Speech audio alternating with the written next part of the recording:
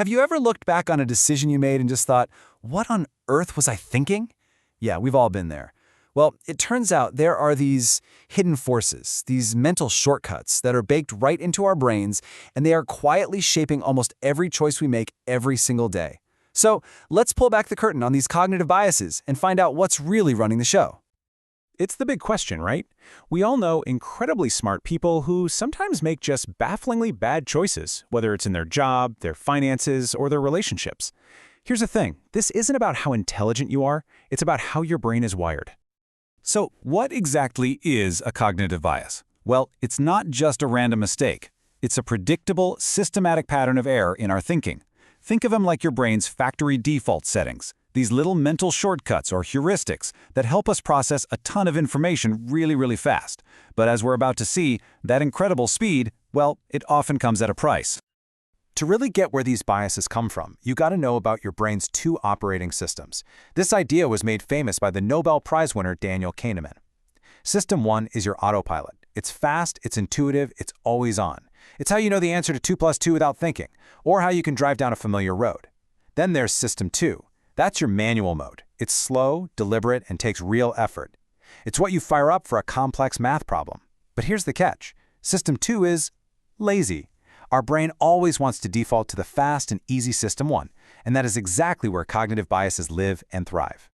And this is so important to understand. We need to reframe this whole idea. Biases aren't just bugs in our mental software. You could almost say they're features. These shortcuts evolved for a reason. They helped our ancestors make split-second life-or-death decisions. It's a trade-off, you see. We sacrifice a little bit of accuracy for a whole lot of speed. The problem is, in our complex modern world, that trade-off can seriously lead us astray.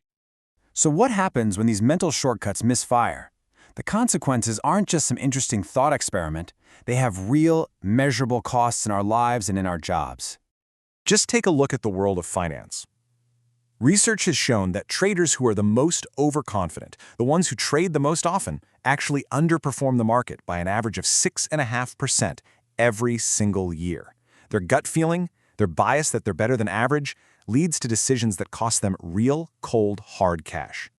And don't make the mistake of thinking that being an expert or having a ton of training makes you immune. Actually, it can make you more vulnerable. This is what's called the expert paradox.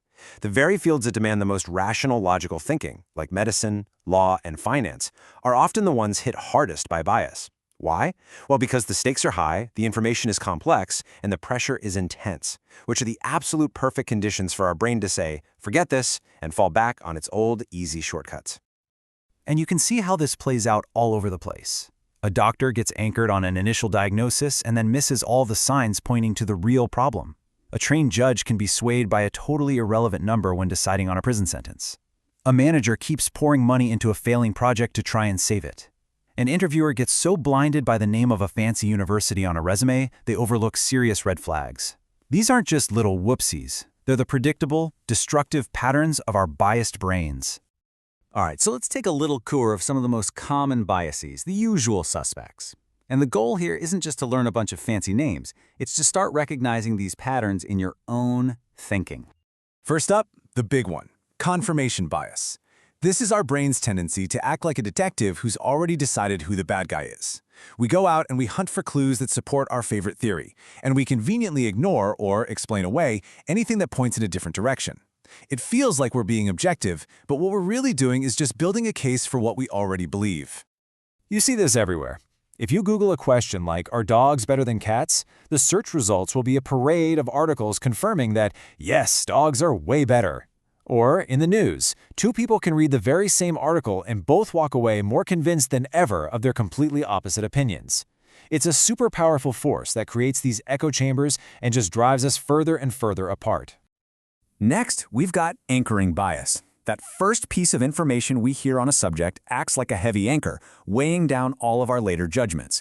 And the crazy thing is, even if that first number is completely random and makes no sense, all of our later thinking is still tethered to it. Think about negotiating a salary. Whoever says the first number has a huge advantage, because that number sets the anchor for the whole conversation. Or get this. In one study, experienced German judges were asked about a hypothetical case. Before they gave a sentence, they were anchored by a totally irrelevant number from a journalist. The judges who were shown a high number gave significantly longer prison sentences than those shown a low one. That's the power of an anchor. It pulls on your judgment, and you don't even feel it happening. And let's talk about the sunk cost fallacy. Oh man, we all know this one. This is that little voice in your head that screams, "But I've already invested so much time and money into this, I can't quit now." We irrationally let our past investments dictate our future decisions, all because we hate the feeling of admitting we wasted our effort. A truly rational mind knows that what's spent is spent. It's gone. It's sunk. The only thing that should guide your next move is the potential for the future, not the resources from the past that you can never get back. Come on, have you ever sat through a truly terrible movie just because you paid for the ticket? Or stayed in a job you absolutely hate because you spent 4 years getting the degree for it? That is the sunk cost fallacy, trapping us in bad situations because we're more worried about justifying our past choices than making good future ones. Okay, so this might all sound a little bit depressing, right? Like our brains are just hardwired to mess things up. But here is the good news. We are not doomed. Not at all. We can fight back. So let's talk about some real, practical strategies to make clearer, more rational decisions. Now, first things first, let's be realistic. The goal is not to eliminate your biases. That's pretty much impossible. The goal is to manage them. And the really great news is that research shows we can get a lot better at this. Just with some awareness and the right techniques, you can improve the quality of your most important decisions by up to 50%. That's huge.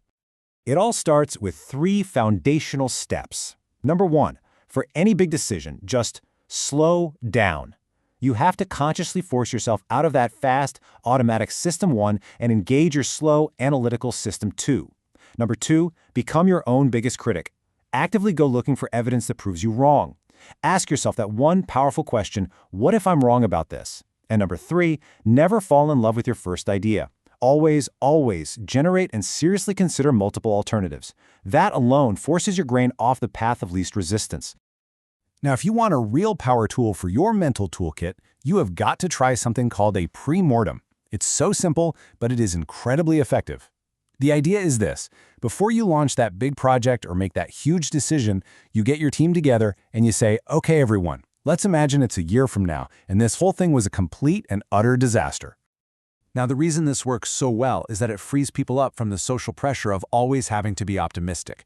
It gives everyone permission to voice their real doubts and concerns. And this simple shift in perspective has been shown to improve the quality of a final decision by as much as 30%.